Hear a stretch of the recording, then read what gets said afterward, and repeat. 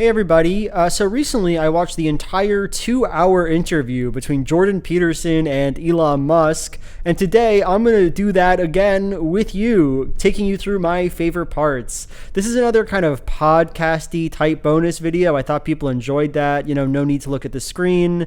I doubt many of you would be doing that anyway, but let's jump into it. Let's see what these two guys got to say to each other. So I'm not going to go through every kind of low-key annoying thing about this interview, but I wanted to start off with this just to get you into the right spirit. They're talking about Elon Musk's new office, which is in Memphis, Tennessee, and they say this to each other. And is that in that new building off to the side?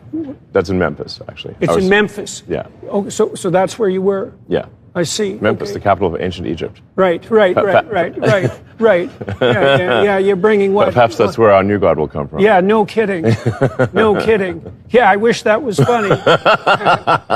Immediately, what on earth are these two people talking about? What is going on? Elon Musk says this stupid joke, it's the capital of Egypt. That's where our new God will come from. Peterson says, no kidding? What is that? What is he saying with that? No kidding. We're going to have a new Egyptian god? What does he mean, and why are they laughing so much? Yeah, okay, so I want to talk to you about alignment. I wish that was funny. Yeah, I mean, right. Well, look. That was funny. So the two start talking about AI, why Elon Musk started to build an AI, and Musk gives this explanation that he's doing it because all the companies are doing it, it's a dangerous thing to do, and that they have a choice between doing it safely and trying to do it responsibly and not doing that. And one can say, is this a wise thing to do? Isn't this dangerous? Well, unfortunately, whether we think that or not, it is being done. And I think if we're a participant, we've got a better chance, hopefully, of steering AI in a direction that is beneficial to humanity. And to this, Jordan Peterson replies with this very probing, interesting question. So why do you trust yourself on that front, just out of... Yeah, I mean, that's the obvious reply, right? What is it about you that would lead to this more responsible AI? What are the dangers of AI that you will be able to prevent by running it? And what I find interesting is that Elon Musk essentially can give no plausible answer to this question. He has nothing. After waffling for a while, the only conclusion that Musk is really capable of coming to is that unlike the people running OpenAI or whatever, he's not woke. He's not poisoned by the woke mind virus. I mean, I think we just, from a moral standpoint, we really just need to think that maybe we've got a chance of it being better to some degree than what others are doing, and we'll strive to avoid some of the pitfalls or directions that the others are going in, because the others, from what I've seen, do not strive for truth. What do they strive for? They strive for, they strive to give an answer, but they are, I think, trained to be politically correct. And the woke mind virus is woven in throughout them. Which is an extremely vague and unhelpful and stupid reply to the question. If we're to believe that the robots are going to ascend and that their incredible intelligence has a good chance of destroying the world, something that Elon Musk seems to take seriously, the idea that the simple fact that he's a conservative, that he's not a woke man, that will alone prevent the problems is fucking stupid. It's so dumb. It really gets at this sense of deep vacancy in Musk, that he has this one thing he talks about, right? Hating wokeness, and then he has really no thoughts beside that. He really has no ability to think critically about the things he does outside of his petty political agendas. So the two start talking about underpopulation and depopulation. That's one of the things that Elon Musk cares the most about. He's personally rabidly obsessed with having as many children as he possibly can, and he's talked for a long time about how he's deeply worried about the population going lower. And this segues us into a pretty strange interaction between these two men. Okay, well, the sacred image of masculinity in the West is a crucifixion, but a man who's crucified. But the sacred image of a woman isn't a woman. The sacred image of a woman is a woman and an infant, right? It's a dyad and not a monad. Sure. Right.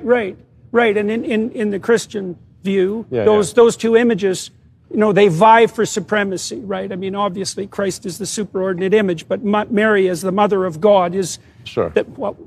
the female equivalent. And so one of the things I've been playing with at an axiomatic level is the notion that unless the feminine is conceptualized as the combination of female and infant, then the culture has lost its attachment to the traditional sacred images and is probably on its way out. So interrupting here, the thing about Peterson is that he truly feels the need to talk for like 3 full minutes when his entire thesis is just women get into the kitchen and start having babies. Like, wow, you think that men should be allowed to be individuals and engage in society as themselves, but that women only gain their identities by having children? What a groundbreaking new thesis of yours. We really needed to come to this belief through Jesus and Mary. That was a really essential turn for us. Why? It's so stupid. Peterson, you're just saying, I like it when women have babies. Could you just say that ever, please? Anyway, here's Elon Musk's response. Yeah.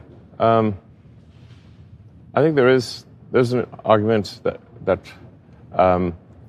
when a culture loses its religion, that it starts to become antinatalist and decline in numbers and potentially disappear. So this point isn't specific to Musk. It also applies to Peterson just as well as many, many other, quasi-intellectual figures.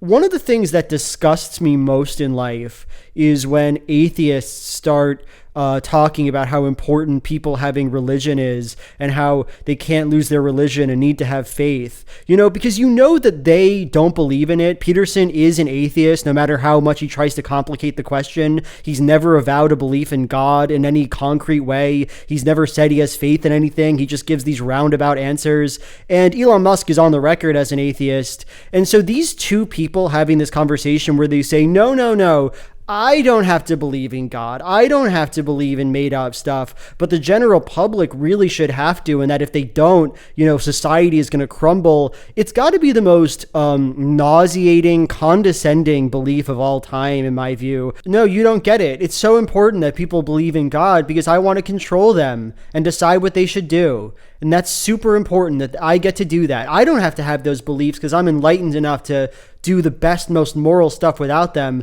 But the general stupid masses, they need to believe in Jesus Christ and all that stuff. Otherwise, they might take some wrong turns, and I know what's best for them. Evil, stupid nonsense. So the two start talking about Elon Musk's crisis of meaning that he had when he was 11. He talks about how he started reading all these important religious and philosophical texts, the Bible, the Quran, the Torah, Nietzsche, Schopenhauer, whatever. Try to read all the religious texts. At that age? Yes. But then, as it turns out, at 11 years old, what really resonated with him was Hitchhiker's Guide to the Galaxy. And none of them really seem to have, to me, answers that resonated, at least to me.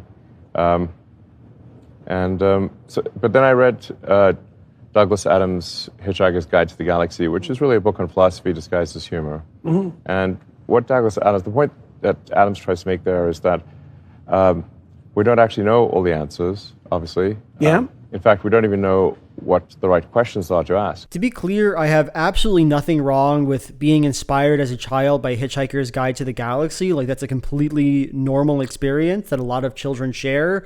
I just find it extremely funny how much he's like gassing up his own voracious readership, and then shocker, he doesn't like all the books that are really complicated and dense and super hard to interpret and hard to parse, and that would make him sound super impressive. And he actually liked what amounts to a children's book. He actually liked the kids' book. Elon Musk was actually a kids' book fan at 11 years old, as it turns out. Again, no shade at all to the Hitchhiker's Galaxy readers. That's not my problem. I just think it's so funny that he was like, yeah, I read Schopenhauer, but he didn't speak to me. Chess is too simple for me. I prefer Polytopia. So Jordan Peterson gets on his Jesus grind and starts talking about the Sermon on the Mount, one of Jesus's most famous hot takes. And there's a really funny moment that happens. The Sermon on the Mount's a very detailed set of instructions. Yeah. So there's 3 parts to it. The first is aim at the highest thing that you can possibly conceive of and keep modifying that so your aim gets better. Okay, so that's number 1. Number 2 is make the presumption that other people have the same intrinsic value as you do. Well, we have to be careful about that one. Okay, well, let's discuss that. But Jordan Peterson is quite literally describing the fundamental belief of Christianity, that everybody is equally morally worthy, that everybody should be treated with respect and kindness, that everybody has access to the kingdom of heaven. The belief, mind you, which Elon Musk thinks is so important to the masses, without which the world would stop being populated or whatever bullshit.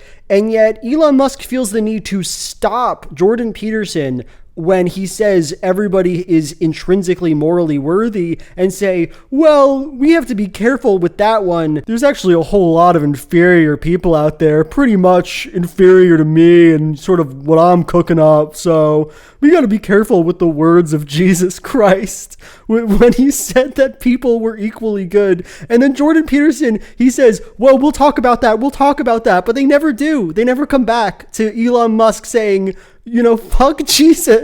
So Jordan Peterson says this line about entropy and its relationship to goal production that I don't really care about getting into. incentive reward occurs in relationship to advancement towards a goal, which is a form of entropy minimization. And Musk says this. This sort of thing. Entropy is the ultimate boss battle. Yeah, right. Well, This man is straight up one-liner pilled. He hears a word and he associates it with the phrase he's learned to say to that word, and that's all there is to him. Oh, you said the word entropy? Oh, that's the final boss battle. And then Jordan Peterson's like, right. Wow, that was pretty exciting, wasn't it? I mean, you probably want to see the rest of that. Well, if you do want to, the whole video's up on Nebula. Every month I make a bonus video there, so there's like 25 right now, and there's lots of other people, Lindsay Ellis, Philosophy Tube, etc. Lots of good stuff there. So if you're interested, the link will be in the description. Okay, bye.